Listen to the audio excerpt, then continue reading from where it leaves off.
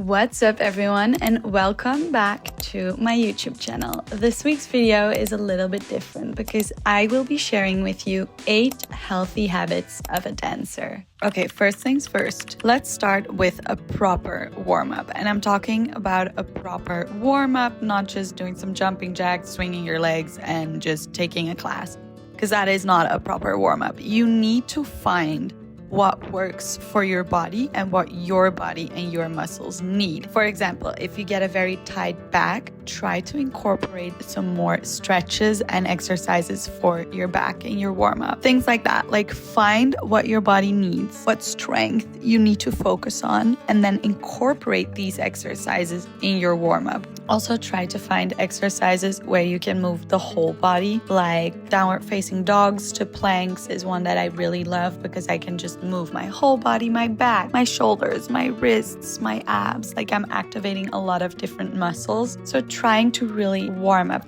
every single muscle in your body with a specific attention to the muscles that you personally really need to focus on. I promise you, this is so important to prevent injuries. So please, when I say a proper warm-up, actually do the research, find out what exercises work really well and what exercises your body needs, and then incorporate them in your warm-up, and then do the whole warm-up before taking any class. Your body will thank you.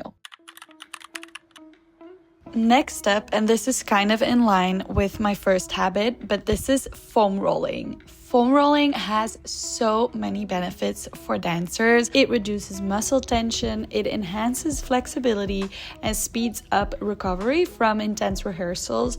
So foam rolling is also a great way to warm up, but this is also really good to do after your classes. So if you have not been foam rolling, I cannot recommend this enough.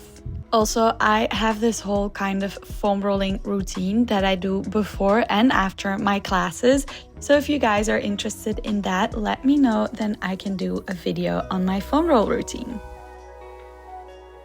Okay, this third habit is honestly so important. And strangely enough, this is something I have only recently been getting into, and this is rest and good sleep. For me, I am very bad at resting, and I've been having some trouble with sleeping. So I have been lately doing a lot of research on this, and it is so important as a dancer when you're putting your body through a lot of physical stress to rest and recover. When you sleep, this is when the body adapts, heals, and consolidates skills. So this is not only good for your muscle repair and growth, but also for energy restoration, injury prevention, and also increased coordination.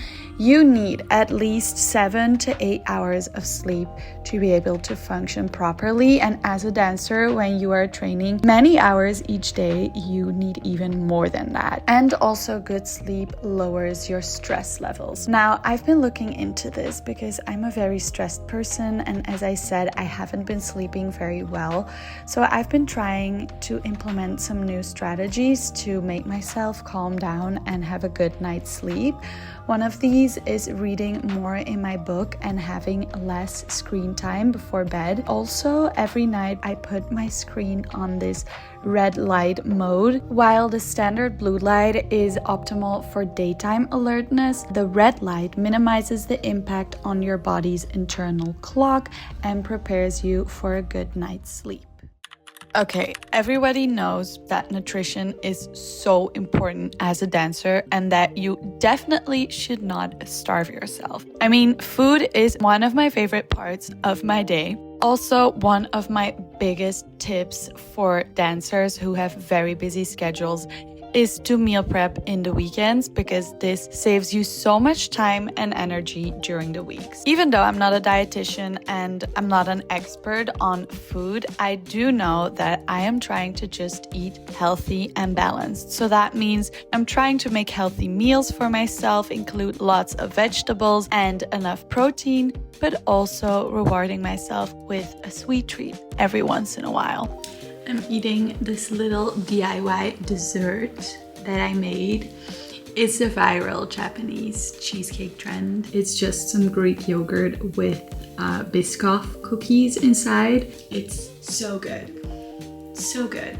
And because of the Greek yogurt, it has a bit more protein, which perfect dessert. It's just perfect.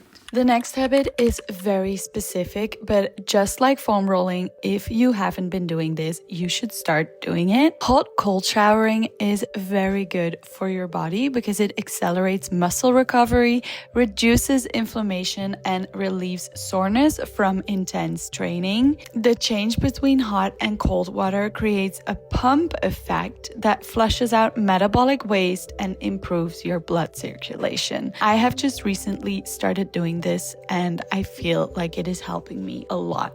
So again, if you haven't been doing this, you should start trying it out.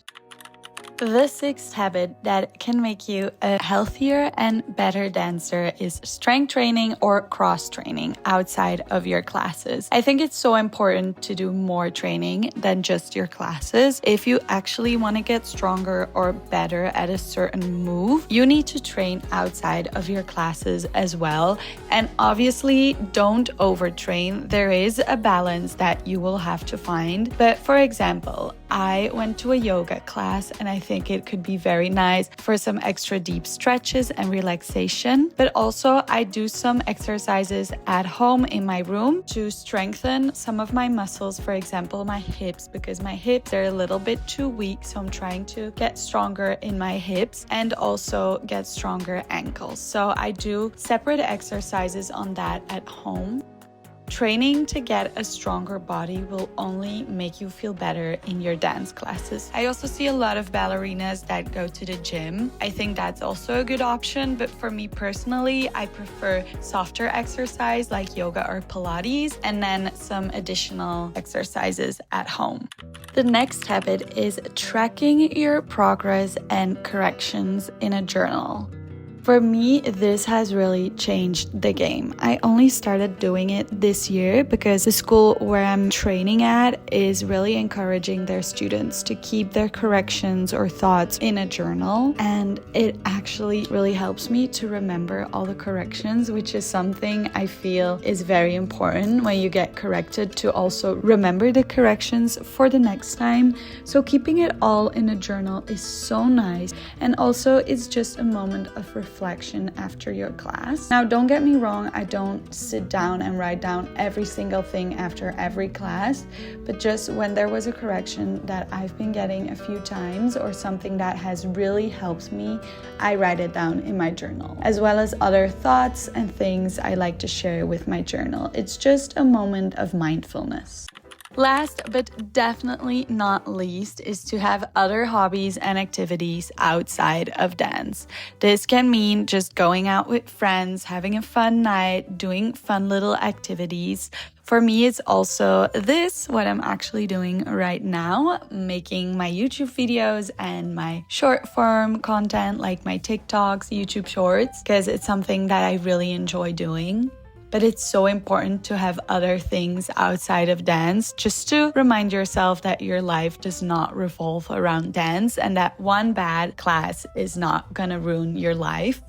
It's so nice to take your mind off of things when you're training multiple hours a week in the studio. So it is very important to just do other things with friends, on your own, but just have other hobbies outside of dancing.